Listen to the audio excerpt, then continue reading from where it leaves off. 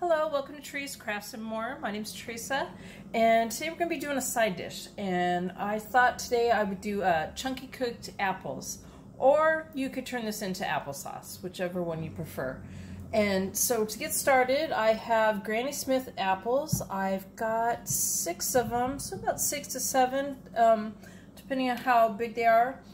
And you can use other apples too. You could also use Honeycrisp, Gala. I think the Gala apple's a little bit more sweeter, so you might want to use less sugar if you do the Gala. And there's just several apples. I suggest looking up apples and which ones are the best ones to use for cooking, and because there are some that just don't do well with cooking. And I like to use the Granny Smith though. And I've got myself an apple slicer. And okay, so this recipe is going to keep about 7 to 10 days in the refrigerator. And if you could freeze them, and that'd probably be about 6 months or maybe a little bit longer. 6 months is probably safer. You could put them in a Ziploc bag. You could put and make sure you get all the air out, and then you could lay them flat, and that way they would stack better in your refrigerator and they wouldn't take up as much room. Or you could use a Tupperware container if you'd prefer to do that. And another thing about this recipe is you could reheat it. And if you want to reheat it, I suggest doing it on the stove in a saucepan for about 5 to 10 minutes on medium heat. Or you could do individuals in the microwave, about 1 minute and 30 seconds. I would probably do like 30-second intervals where you stir it afterwards to make sure it's the right temperature you want. And I think that's about all that information on that. So what we're going to do is I'm going to take my apple slicer and get going here in the apple, and I'm going to slice them, and I'm going to peel off the peel on these and take the core out. And probably just a little bit of the apple towards right in here, because it still has a little bit of that crunchiness from the center. And then I've got a bowl of water, and I put a couple teaspoons of lemon juice in it just to keep the apples from turning. That's why I've got them in here, so less oxygen on them. And I'm going to do that while I peel each one. And so I'm just going to go around the edge, take off a little bit of the center, and that's about all. And then I stick them in the water. So I'm going to go ahead and do this part off the camera. Alright, so I've got them all peeled, and I'm going to start slicing them into chunks. You can do them whatever size you want on those. I don't know if I mentioned this or not, but when you take them out of the freezer, and I would do it the night before, like 24 hours before, and put them in the refrigerator. So they sit in the refrigerator and thaw that way overnight. So, okay, so I'm just going to go ahead and I'm going to chop all these. I hope everybody had great holidays, and they weren't too hectic. And I hope everybody has a happy new year. I wish that for everybody. We all need a good year, right? So, anyway, I had a nice Christmas. It was a little hectic, but it was nice. And it took me about 3 or 4 days to take all my decorations down. So, I think after that, I just wanted to sit. And, yeah. I think there was a day in there, a couple days in there, where I just kind of looked at it and went, no, I'll do it tomorrow.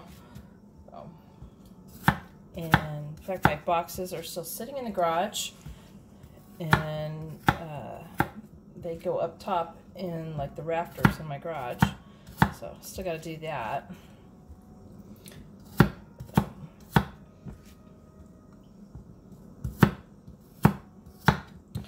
Okay, this dish will go really well with pretty much anything. Especially pork though, like ham or pork chops, you know, any kind of pork dish. some pork and sauerkraut, some apple sauce or apple chunks on the side is really good. I don't know. I'm sure everybody doesn't like sauerkraut. I do though. So I'm going to do this, and after I get these all chopped, they're going to go in my saucepan. I guess you would call it a medium size saucepan. That was really a poor view of my saucepan, but anyway, there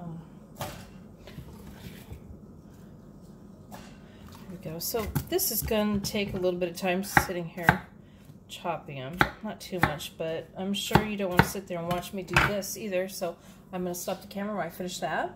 Okay, so I've added 4 tablespoons of unsalted butter, and now I'm going to add 1/3 cup of sugar. And the sugar, really, the sweetness depends on your own taste, but I would start off with less sugar, and then you can always adjust it later. Okay, so now I'm going to add 1/2 teaspoon of cinnamon. And again, this is to your own liking. You might not prefer cinnamon in with your apples or your applesauce, so it's purely up to you. And you can adjust that later too. So start off with a low amount. So now I've got that in there. Oh, and a pinch of salt.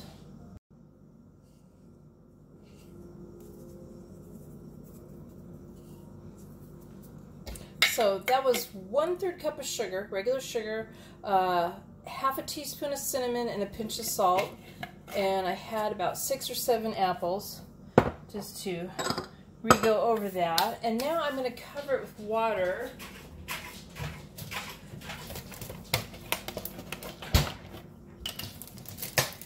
And I just kind of want enough water on the bottom of the pan. I don't want them submerged completely.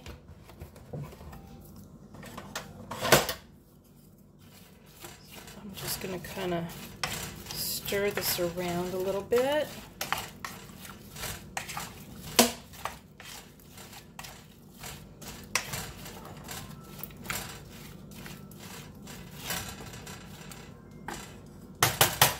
All right, and now I'm going to bring it to a simmer. So I'm going to turn it up high, and I'm turning on the wrong burner. That won't work.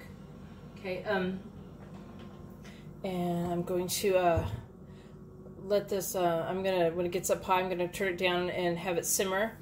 And when it starts simmering, I'm going to put the lid on it, and and we're going to simmer it for about 15 minutes, 15 to 20 minutes, and until they're soft, kind of slightly mushy. And if you need to, in the middle of this cooking, if it starts evaporating too much water and you need to add a little bit of water to it, that's fine. Or perhaps it's not absorbing enough water. If you see that that's what's happening, you can take off the lid during this process. Okay, so I got it simmering. It's kind of a hard simmer. I feel like if I turn it down anymore, it's gonna stop simmering on me. Let me see here. Give it a second.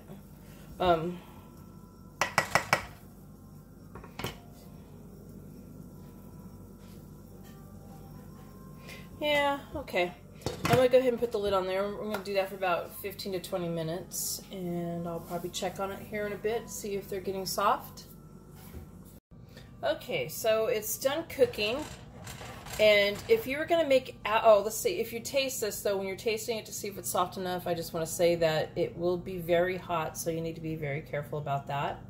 And at this point now, if you're going to make applesauce, you could either mash it with like a potato masher or something, or you could use a food processor, put in there. If you're going to use a food processor, you want to make sure it's cooled down more, so before putting it in there. And I am going to use mine chunky because I just prefer it this way. Okay, there's the chunky apples finished, and I hope you enjoyed the video, and please give it a thumbs up and subscribe. Thank you.